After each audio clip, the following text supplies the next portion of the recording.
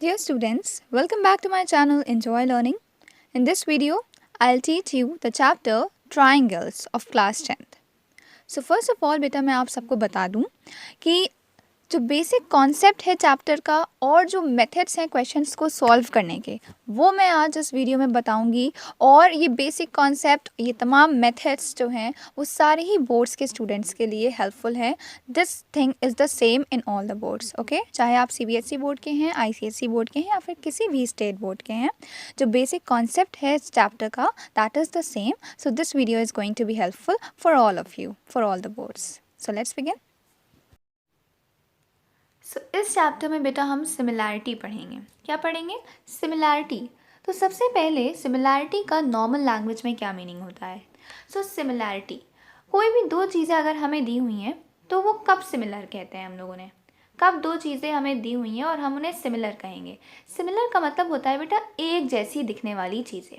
एक जैसी दिखने वाली चीज़ें हैं तो हम उन्हें क्या कहेंगे? ये दोनों सिमिलर हैं। तो पहला पॉइंट तो हमें पता चल गया, सिमिलर का मीनिंग होता है एक जैसी दिखने वाली चीज़ें। तो चलिए अब आपका टेस्ट ले लिया जाए। This is a figure and this is another figure. ये टू फिगर्स हैं। अब बताइए क्या ये दो फिगर्स एक जैसी दिख रही हैं? क्या ये दो फिगर्स सिमिलर कहलाएंगी? नो, ये दो फिगर्स सिमिलर नहीं हैं। चलिए अब मैं आपको एक और फिगर देती हूँ। क्या ये दो फिगर्स सिमिलर हैं? सेम सेम सी दिख रही हैं? नहीं, ये भी तो नहीं सेम सेम दिख रही हैं। Okay, one more example for you. क्या ये दो फिगर्स सिमिलर हैं? नहीं, ये भी अभी भी सिमिलर नहीं है। कहाँ ये एक जैसी दिख रही हैं? चलिए अब बताते हैं। This figure and this figure, क्या ये फिगर सिमिलर हैं? एक जैसी दिख रही हैं? हाँ, बिल्कुल दिख रही हैं एक जैसी। ये तीनों ही ट्रायंगल्स हैं। इनके पास कितने साइड्स हैं? 3 साइड्स हैं। तो ये हमें एक जैसी दिख रही हैं। सेम नंबर ऑफ साइड्स है ना। चलिए अब ये देखिए, क्या ये दो फिगर्स सिमिलर हैं? बिल्कुल सिमिलर है। देखिए नंबर ऑफ साइड्स कितने हैं? इसके पास भी नंबर ऑफ साइड्स 8 हैं और इसके पास भी नंबर ऑफ साइड्स कितने हैं? 8 हैं।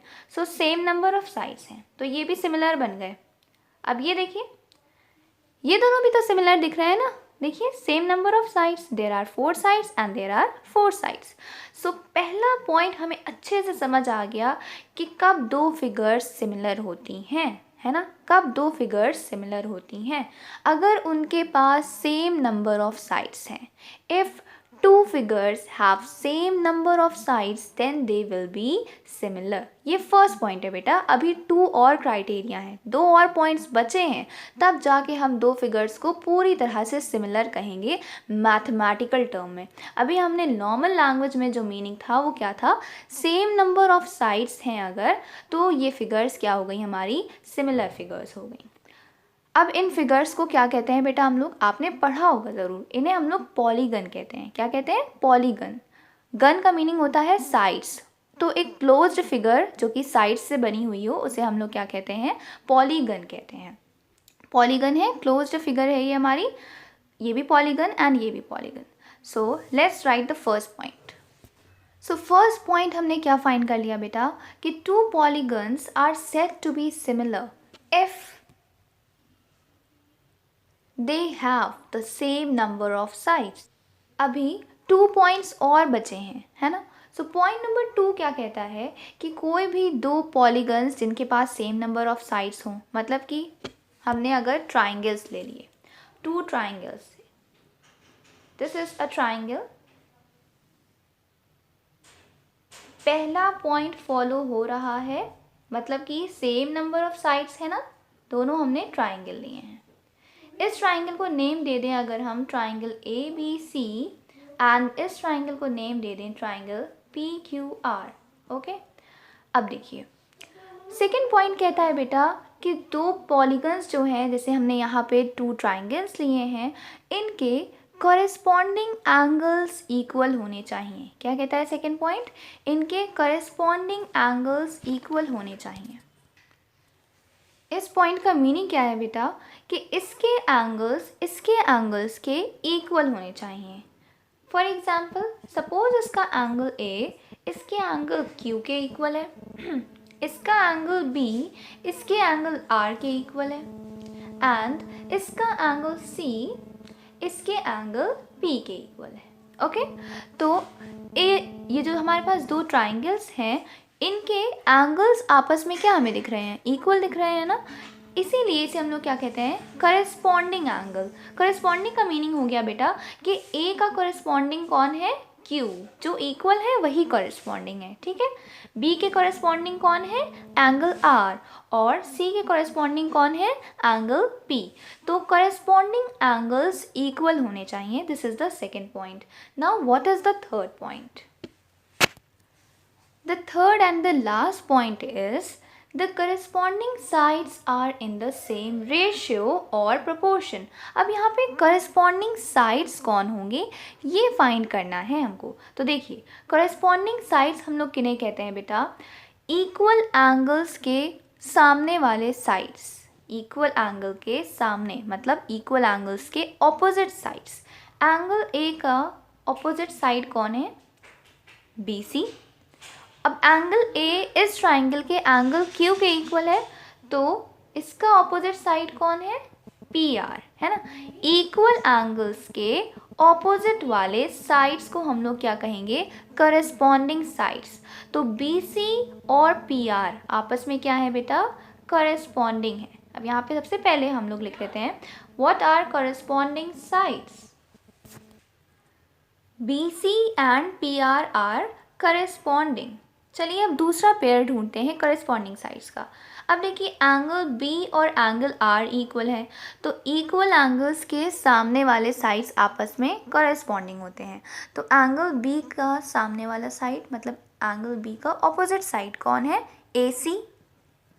अब एंगल बी इस ट्राइंगल के एंगल आर के इक्वल है एंड एंगल आर का सामने वाला साइड पी क्यू। तो इन दोनों को क्या कहेंगे बेटा, हम करस्पॉन्डिंग साइड कहेंगे। चलिए अब थर्ड पेयर भी फाइंड कर लेते हैं।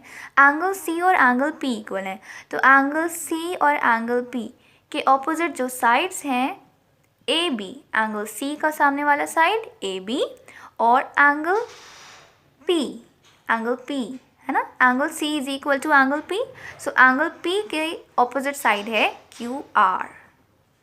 सो ये आपस में क्या हो गए बेटा, करस्पॉन्डिंग साइड्स हो गए। सो लाइक दिस हमें करस्पॉन्डिंग साइड्स फाइंड कर लेने हैं बेटा। यही कॉन्सेप्ट आपको इस पूरे चैप्टर में जो भी एक्सरसाइजेज है, जो भी क्वेश्चंस है, सब में ये कॉन्सेप्ट आपको अप्लाई करना होगा कि अगर आपको इक्वल एंगल्स पता है सो इमीडिएटली आप करस्पॉन्डिंग साइड्स फाइंड कर सकते हैं।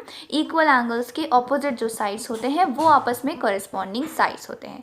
अभी तो हमने करस्पॉन्डिंग साइड्स का मीनिंग पता करा है। थर्ड पॉइंट कहता है कि corresponding sides are in the same ratio. इसका मीनिंग क्या है बेटा, इसका मीनिंग है कि जब हम करस्पॉन्डिंग साइड्स का रेशियो निकालते हैं तो वो इक्वल आता है। मतलब B C upon P R है ना, ये करस्पॉन्डिंग साइड है, एक दूसरे के कॉरेस्पॉन्डिंग है दोनों।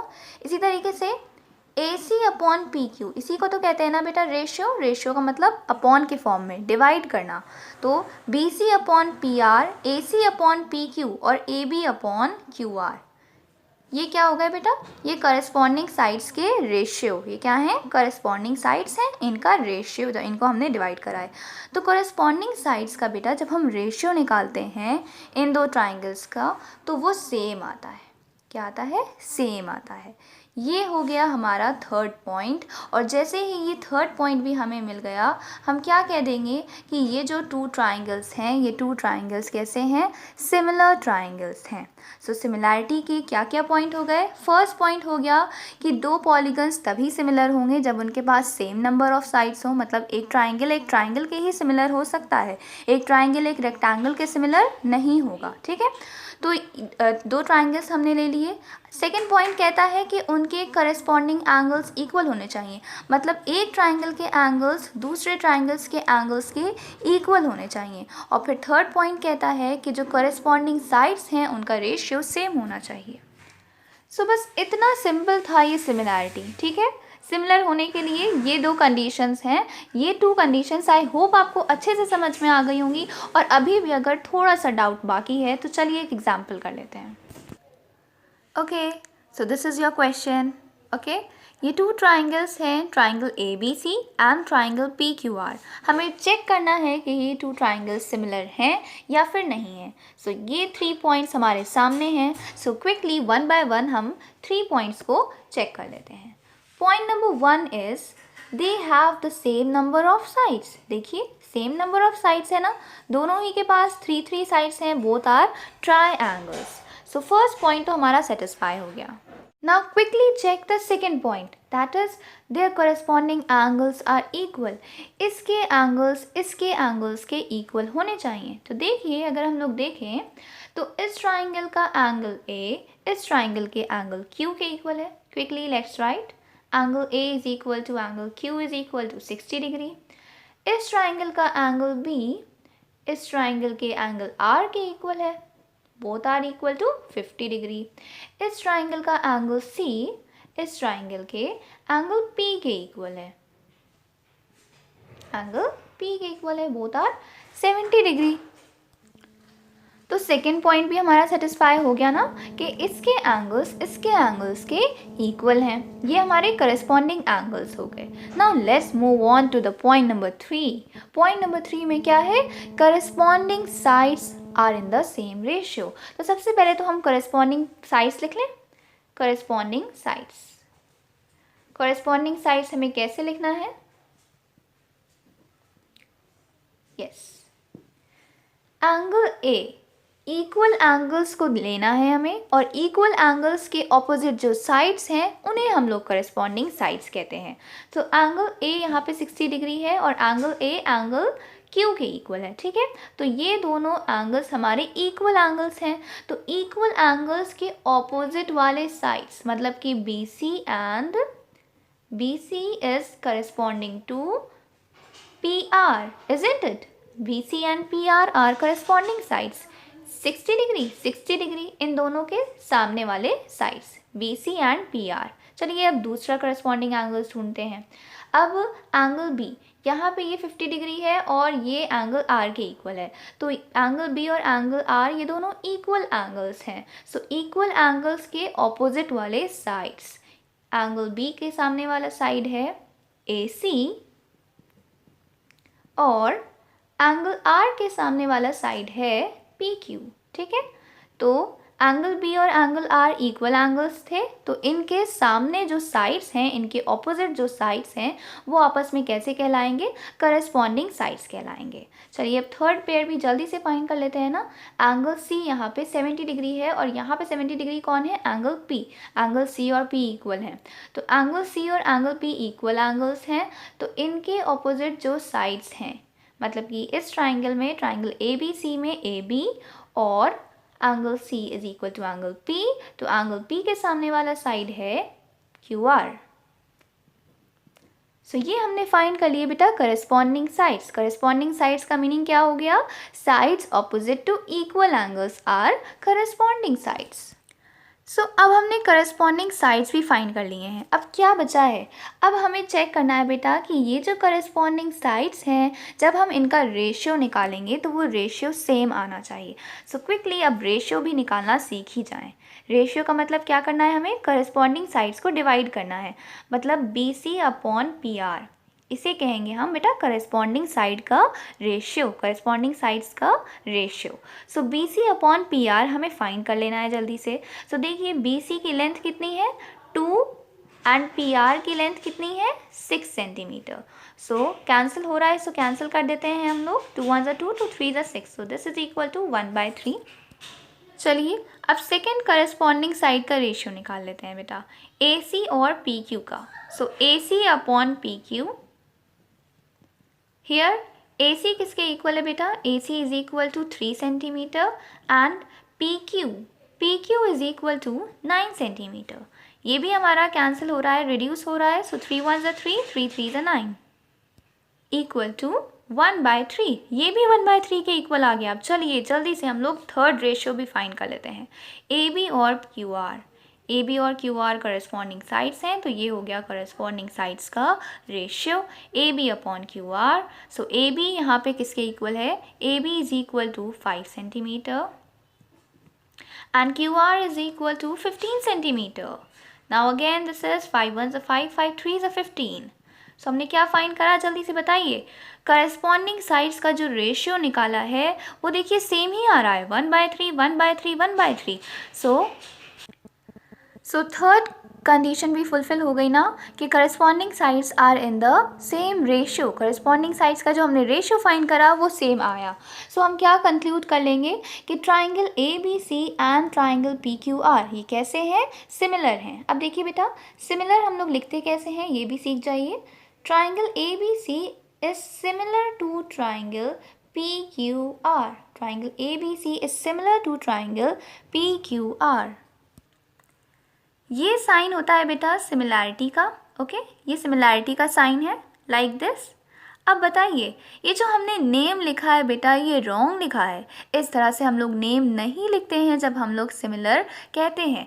ABC और PQR सिमिलर तो हैं, लेकिन हमें नेमिंग कैसी करनी है. देखिए, इक्वल एंगल्स की जगह सेम होनी चाहिए. मतलब कि अगर हमने यहाँ पे ट्राइंगल ABC लिखा है तो ये किसके सिमिलर है, PQR का. जब हम नेम लिखेंगे बेटा तो इक्वल एंगल की जगह सेम होनी चाहिए. तो A के इक्वल कौन था, Q था. तो जहाँ जैसे यहाँ पे पहले सबसे पहले हमने A लिखा है, वैसे यहाँ पे सबसे पहले क्या लिखेंगे, Q लिखेंगे. अब देखिए B के इक्वल कौन था, R था.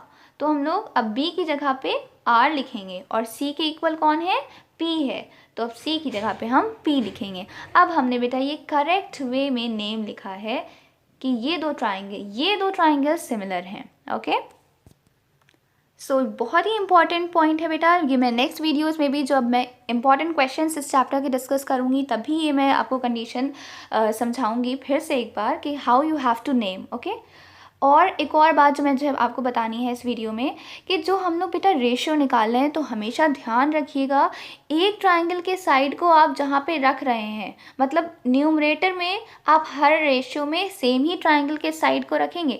जैसे यहाँ पे हमने न्यूमरेटर में देखिए ABC के साइड्स को रखा है ना, और डिनोमिनेटर में PQR के साइड को रखा है. तो यही हमें सारे रेशियो में करना है. ये नहीं कि पहला रेशियो में हमने क्या करा, ABC के साइड को ऊपर लिख लिया और दूसरे रेशियो में हमने ABC के साइड को नीचे कर दिया, PQR के साइड को ऊपर कर दिया, है ना. तो वो रॉन्ग हो जाएगा. आप जो रेशियो निकाल रहे हैं तो तीनों रेशियो में आपको जो पोजीशन ट्राइंगल के साइड की रखनी है वो सेम रखनी है. कि न्यूमरेटर में आप डिसाइड कर लिए, न्यूमरेटर में मैं ट्राइंगल ABC के साइड्स को रखूंगी और डिनोमिनेटर में ट्राइंगल PQR के साइड्स को रखूंगी. Are you getting my point? That is all for today. I hope you all understood the basic concept of similarity. Let's meet you in the next video. Till then, take care.